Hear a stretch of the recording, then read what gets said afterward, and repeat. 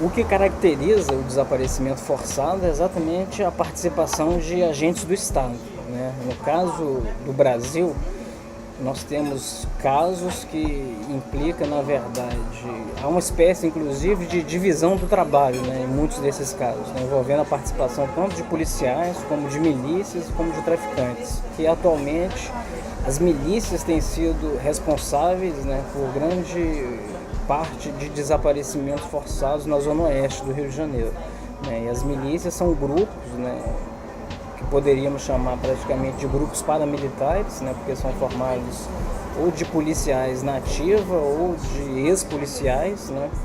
Há uma permissividade cada vez maior, tanto para um uso excessivo e abusivo da força dentro do próprio Estado, como, né, tanto legalmente como extralegalmente.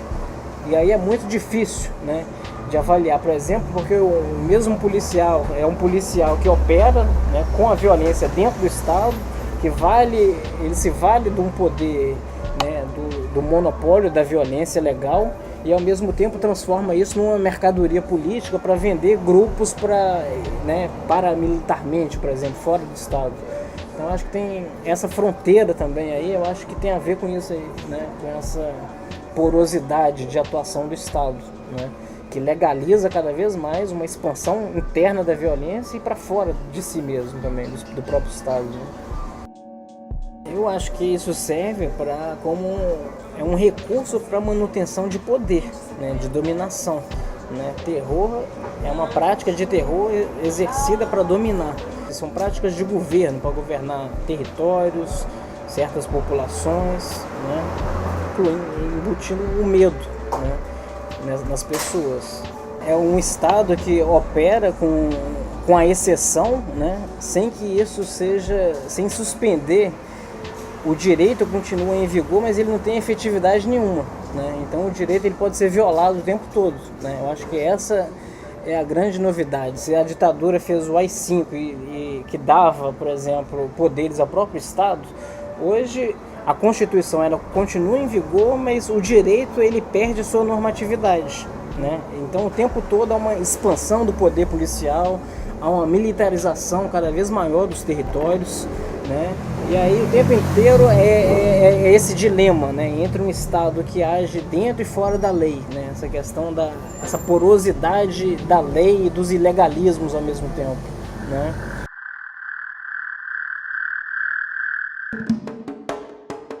Acabou a sacanagem naquela porra lá. Sacanagem que tu tá fazendo comigo, eu sou trabalhador, rapaz. Sacanagem, né? Tu guarda as armas pros traficantes que cheira pó e fode a tua mulher e sou eu que tô de sacanagem. Tu não fala da porra da minha mulher, tá me ouvindo? Vagabunda, rapaz, tu minha não sabe mulher não é disso. vagabunda, Tua mulher é porra, vagabunda, porra. Não é vagabunda, Tua mulher porra. não é Tu não fala da minha mulher, meu irmão. Não fala da minha mulher, não. Não fala não. Tu quer morrer, porra? Tu quer morrer, porra? Tu quer morrer? Acabou, porra. Me dá as armas, porra. Caralho. Cadê as armas, vagabundo? Cadê as armas, filha da puta? Cadê as armas, filha da puta? Vagabundo. Não tem arma porra nenhuma não, caralho. Não tem.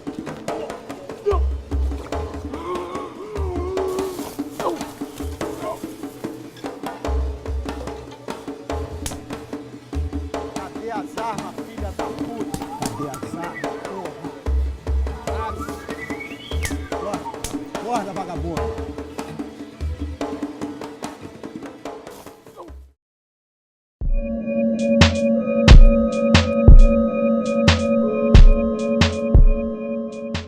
Do Rio de Janeiro, né, desde a década de 2000, assim, principalmente, nós temos assistido ao surgimento, né, de uma nova forma de associativismo, né, que tem sido exatamente esse ativismo dos familiares das vítimas. Na maior parte dos casos, a própria investigação dos casos fica a cargo dos próprios familiares, né? Então, é essa tentativa de transformar, né, o luto em luta que vai fazendo com o surgimento desse novo ativismo, que vai construindo movimentos, né, e associações em busca de justiça e de reparação, né? são movimentos muito semelhantes aos que surgiram na época da ditadura, né, em busca do esclarecimento do paradeiro dos desaparecimentos políticos, né. A diferença é um pouco o perfil, as realidades, os contextos políticos são diferentes nesse caso, né, mas a grande inovação, eu acho, é que há uma construção de um ativismo, né, cuja centralidade é dos familiares, a maior parte, inclusive, sendo as mães, né, tem uma figura das mulheres femininas super importante. No caso do Rio de Janeiro, há uma criminalização, né, da favela, sobretudo. Então, qualquer tentativa de associação, de movimentação política, né, dos favelados é rapidamente associada com o tráfico de drogas. E isso impede, inclusive, essa criminalização de que homens e os jovens do sexo masculino possam falar. Então, o principal protagonismo nesse caso tem sido exatamente dessa figura das mães, né? As mães que transitam aí nessa figura das mães, né, que choram pelos filhos e ao mesmo tempo das mães que lutam, né? Então há um trânsito aí o tempo todo entre sofrimento, violência e política, né? Chega de chacina, polícia assassina! Chega de chacina, polícia assassina! Marginalizamos o povo da favela para poder o nosso governador Pezão admitir que houve um erro da polícia em relação à morte do Eduardo de 10 anos. Foi preciso uma grande mobilização das pessoas para poder mostrar que essa pacificação, que esse governo é um governo opressor, um governo que mais mata. Eu costumo dizer que esse governo é um governo sanguessuga, que suga o sangue do povo trabalhador, aonde o povo trabalhador não tem o direito de ter sua moradia, aonde o povo brasileiro não tem o direito de ter dignidade, aonde o povo brasileiro não tem o direito de ser respeitado. E o poder emana do povo. E é por isso que nós estamos aqui hoje, para poder lutar contra esse fascismo do Estado. Porque nós não aguentamos mais tanta mentira deste governo. Porque o pior covarde é aquele que não luta, aquele que não abraça a dor do próximo, aquele que vê o povo sofrendo e continua de braços cruzados. Hoje nós estamos um número menor aqui, porque o nosso governo está querendo desmobilizar o nosso movimento, perseguindo, encarcerando os ativistas. Será que para a gente ter paz, a gente tem que ser pacificado por esse Estado? Porque lá onde o DG está, aonde o Matheus está, aonde o Andreus está, não tem mais guerra. Lá não tem tiroteio mais. Não tem como mais ninguém morrer de bala perdida ou encontrada. Nós não queremos mais ser esse alvo do Estado. E é por isso que eu pego essas palavras. Eu não quero ser pacificada. Nós não queremos ser pacificada. Nós queremos o direito à vida. Nós queremos a nossa dignidade. Nós queremos o respeito desse Estado fascista.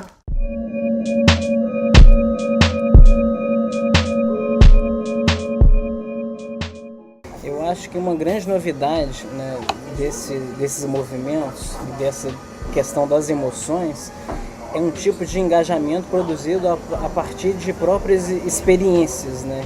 Esses movimentos todos têm um pouco esse caráter, né? Tem a mobilização de atores políticos clássicos, né, que operam por questões ideológicas, né? E tem essas outras que produzem esse engajamento, né? Essa figura, por exemplo, eu acho que também passa a ser central, que é essa figura do familiar, né? Que é exatamente essa da ligação direta com os casos. Então você tem grupos que se engajam por questões, né, ideológicas, políticas, e tem outros que se engajam pela afetação direta dos acontecimentos, né? E aí essa questão das emoções, né, está muito presente exatamente por conta disso, né? Também não é qualquer emoção, né? Eu acho que tem essa mobilização também do sofrimento como uma das emoções e que vai passando por um processo de politização, que vai se transformando numa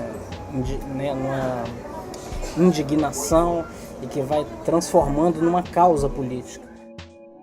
As comunidades de dor são essas redes, né, de solidariedade que se articula exatamente por alguma experiência emocional, de sofrimento, algum evento crítico, né, que abala a rotina, né, dessas pessoas. Pode ser a violência policial, pode ser as remoções, as barragens, né? Temos várias experiências aí de eventos críticos que têm proporcionado o surgimento de coletivos novos, né, na cena política, eu acho.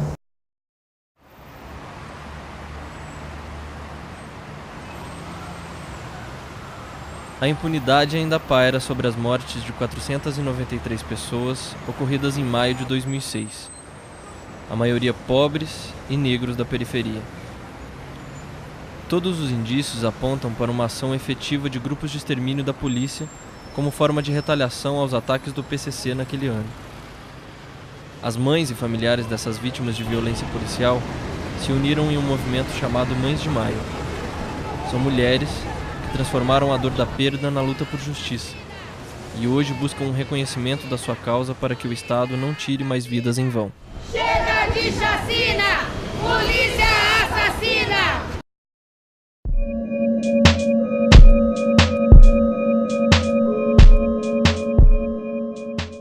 Esse esforço, né, por construir uma rede de solidariedade internacional, ela está muito vinculada a não escuta do próprio Estado brasileiro ou do próprio Estado nacional, né, em vários casos. É isso que faz com que os movimentos tenham que extrapolar a escala nacional, né? Por exemplo, isso aconteceu na Argentina, na época da ditadura, né? As Mães de Maio, por exemplo, elas tiveram todo um movimento de se fazer ouvidas internacionalmente para que depois isso rebatesse internamente no Estado argentino. No caso brasileiro também, nós tivemos, acho que o caso mais emblemático, né, e simbólico dos desaparecimentos forçados pós-ditadura no Brasil é o caso Acari, né, onde 11 jovens da favela de Acari foram sequestrados e ninguém soube jamais o paradeiro deles. Embora haja denúncias, né, as denúncias e as versões que circularam do caso é que eles tenham sido desaparecidos por um grupo de extermínio formado por policiais, né, um grupo chamado Cavalos Corredores. E desse caso teve toda uma mobilização internacional também, né? A não escuta interna no país fez com que houvesse também um movimento de circulação internacional dessas mães, né? Essas mães se associaram às mães da Argentina, foram à França, tiveram vários encontros de mães de desaparecidos de vários lugares do mundo. Então essa questão internacional ela tem muito a ver exatamente com a inoperância interna dos estados, né? No caso, é muito comum nesse tipo de caso, por exemplo, em São Paulo, né, nós tivemos agora recentemente o surgimento das Mães de Maio, né? E uma das reivindicações das Mães de Maio em relação aos crimes de maio é a federalização dos casos, né? Exatamente quando as instâncias estaduais não funcionam. E quando as instâncias federais também não funcionam, muitas vezes, essa questão de internacionalizar os casos ela é fundamental.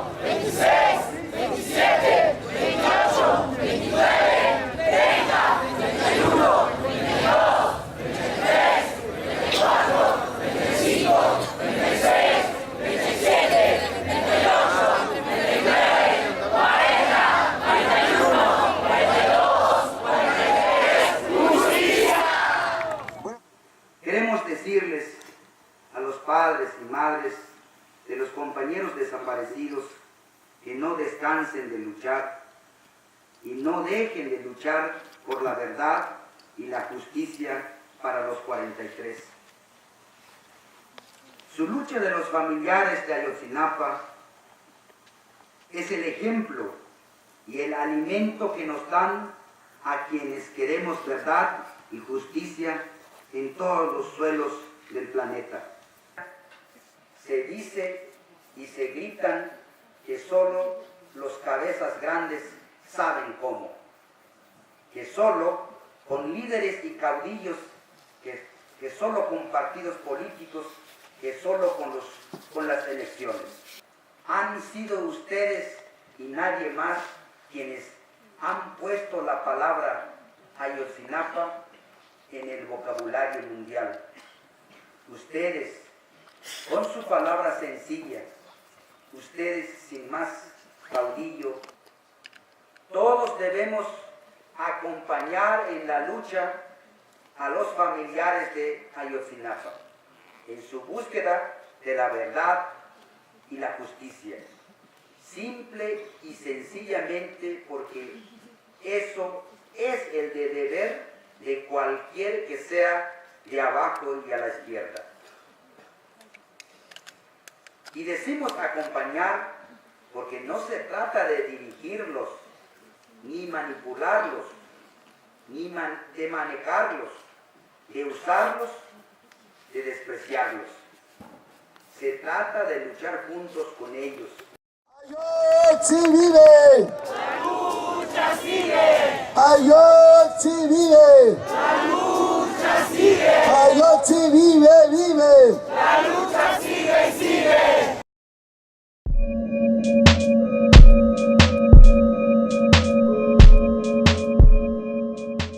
A prática do desaparecimento forçado é uma prática de terror, né? E é uma prática de terror praticada desde o Estado, né? Ou com a complacência ou com a participação direta do Estado. Esse é um traço comum às duas experiências, né?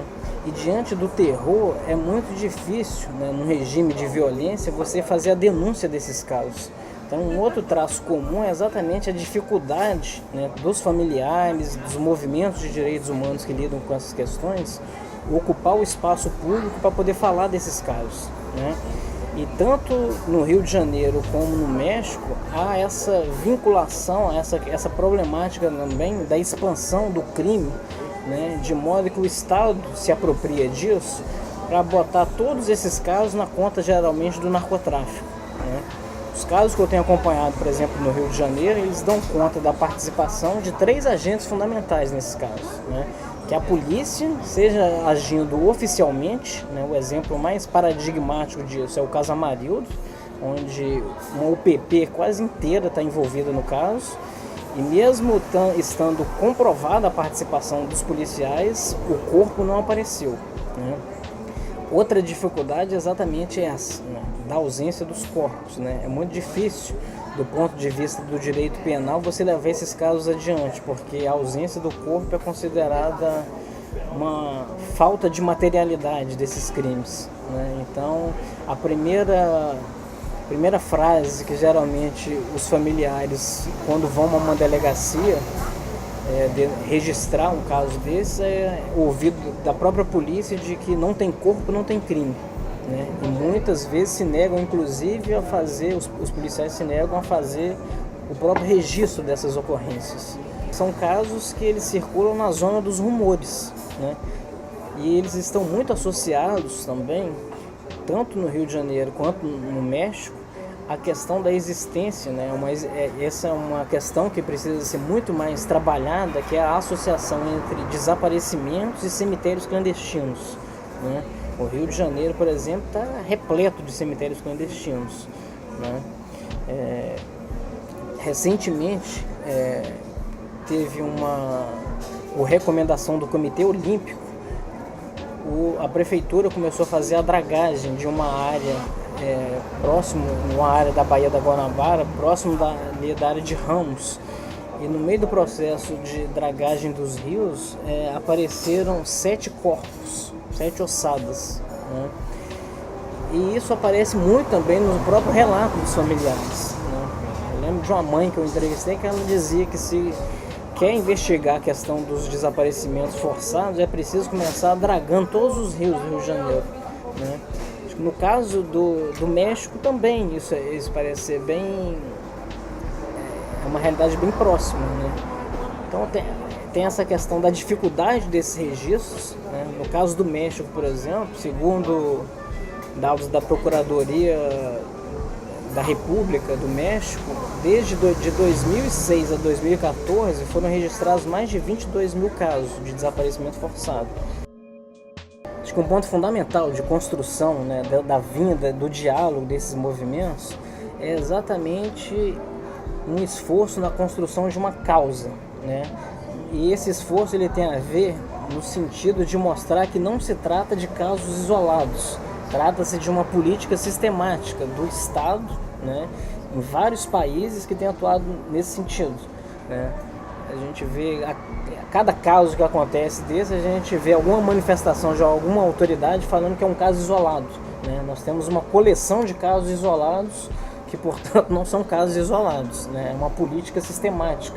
Então eu acho que esse diálogo, né, dos familiares, de vários movimentos, serve exatamente para mostrar isso, né, que não se trata de casos isolados e da possibilidade de construção de um momento de troca, né, de experiências políticas, de mobilização e de enfrentamento da violência estatal, né.